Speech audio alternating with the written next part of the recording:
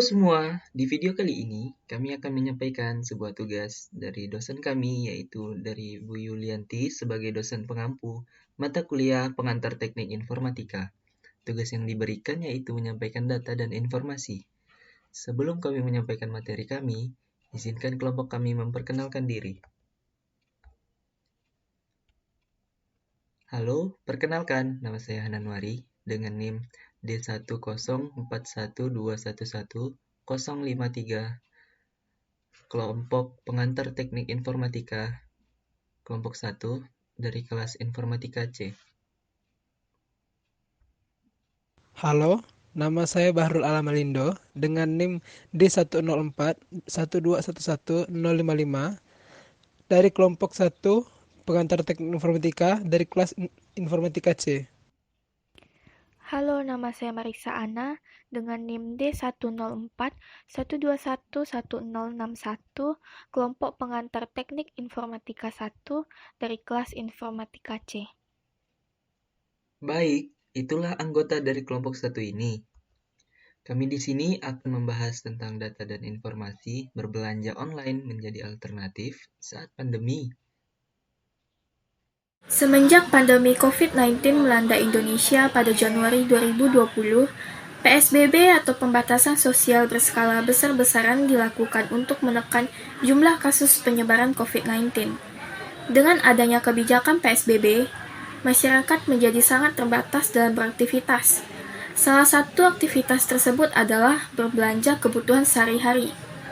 Belanja online atau e-commerce menjadi solusi yang tepat untuk situasi saat ini, karena masyarakat tidak perlu keluar rumah untuk berbelanja.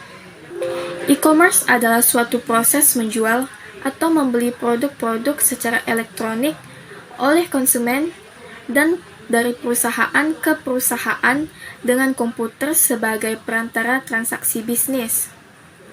E-commerce atau yang biasa disebut juga dengan istilah e-com atau e-commerce merupakan pertukaran bisnis yang rutin dengan menggunakan transmisi elektronik data interchange atau EDI, email, electronic bulletin board, mesin facsimile, dan electronic fund transfer yang berkenaan dengan transaksi-transaksi belanja di internet shopping. Oleh karena itu, masyarakat memilih berbelanja secara online, sehingga kegiatan transaksi belanja online meningkat secara pesat dan perusahaan e-commerce mendapat banyak keuntungan dari transaksi tersebut. Diagram pada gambar di bawah merupakan pertanyaan yang diajukan dalam bentuk kuesioner yang dikembangkan dengan menggunakan kombinasi pertanyaan, yaitu pertanyaan terbuka, tertutup, serta semi terbuka. Hal ini dimaksudkan agar memberikan kebebasan bagi para responden dalam mengisi sesuai dengan kenyataan.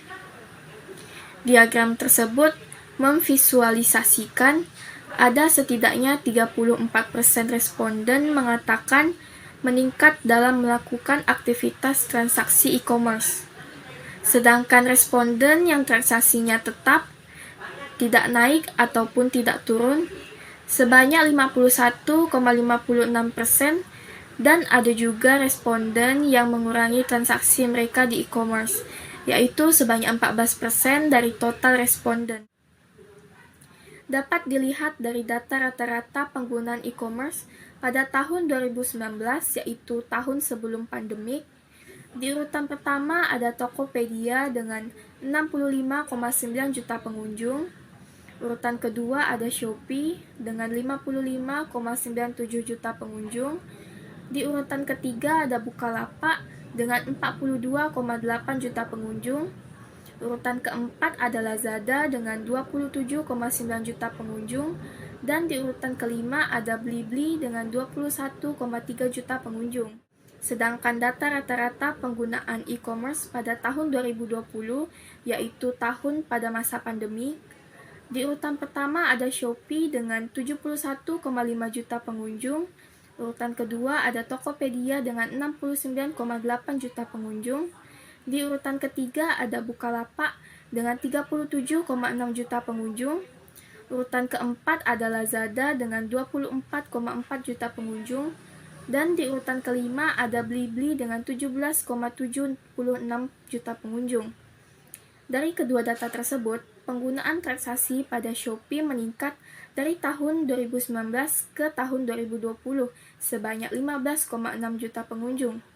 Tokopedia mengalami kenaikan sebanyak 3,9 juta pengunjung, sedangkan yang lainnya mengalami penurunan pengunjung transaksi online.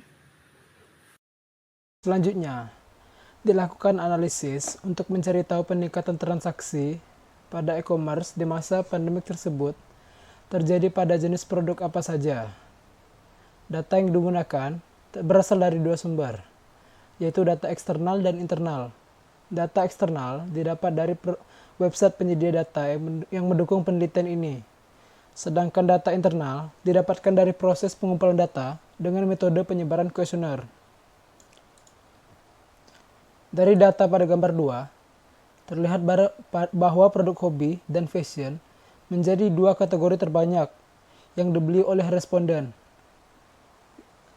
yaitu sebanyak 48% responder yang membeli produk jenis tersebut, diikuti dengan produk elektronik yang berkisar sekitar 30%, yaitu peringkat ketiga pada data grafik ini.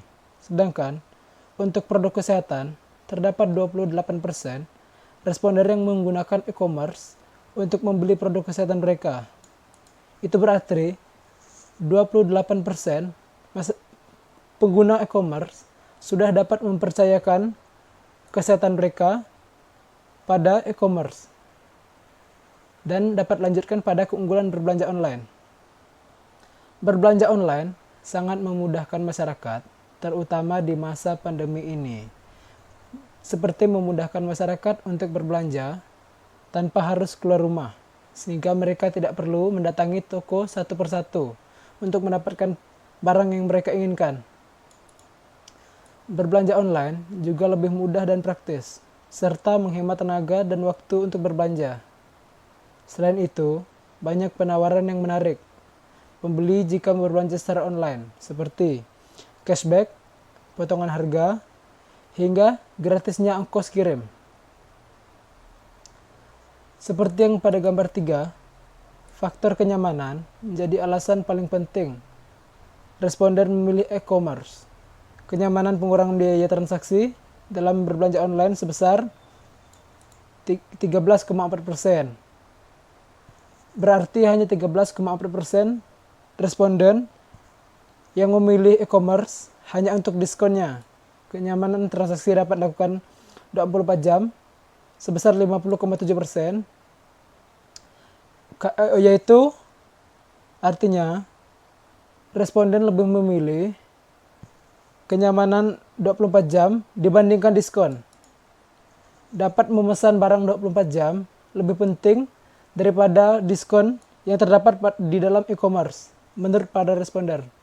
Dan yang kenyamanan yang paling penting didapat oleh kenyamanan hanya duduk di rumah saja, yaitu 52,2%. Kenyamanan ini menjadi faktor utama orang memilih menggunakan e-commerce dalam jurnal global.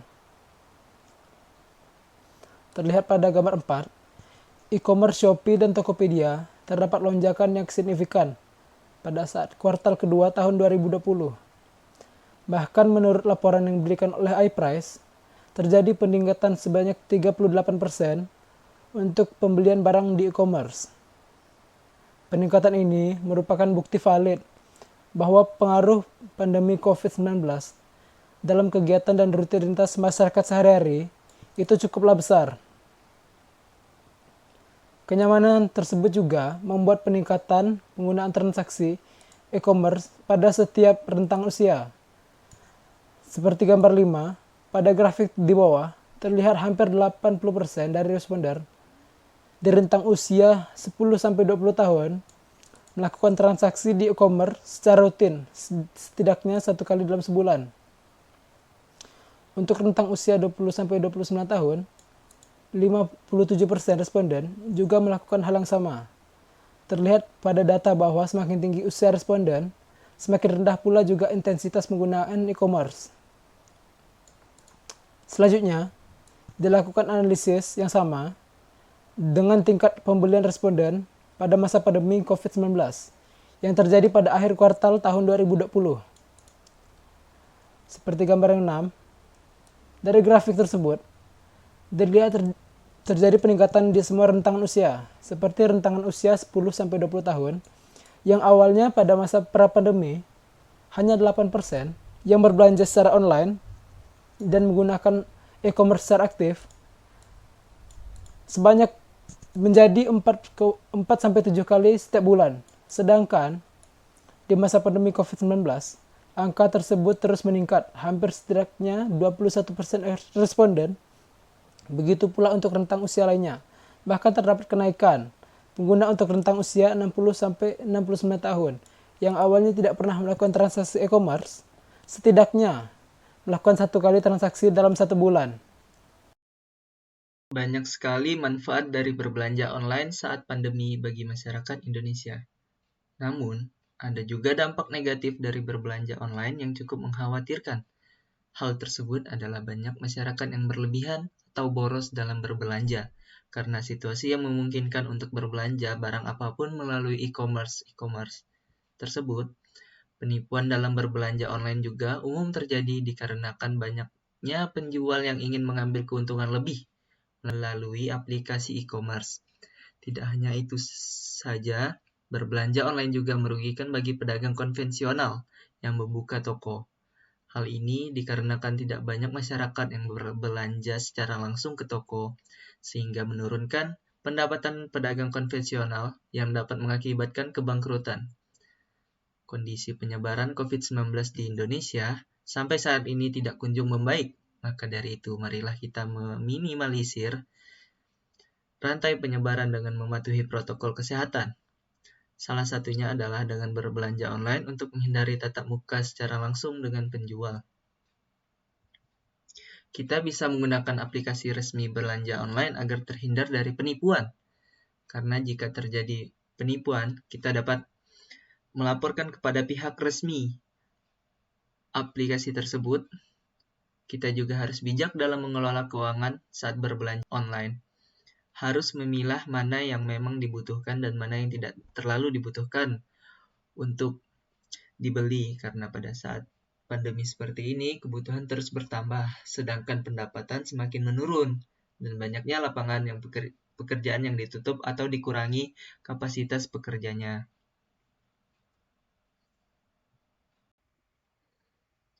Terima kasih semua atas perhatiannya yang sudah menonton video ini. Dengan data dan informasi yang di video kami sampaikan ini, semoga bermanfaat dan semoga apa yang telah kami berikan akan menjadi faktor kalian sebagai berbelanja online ini menjadi alternatif saat pandemi ini berlangsung. Mohon maaf apabila ada kesalahan, karena manusia tidak luput dari kesalahan. Mohon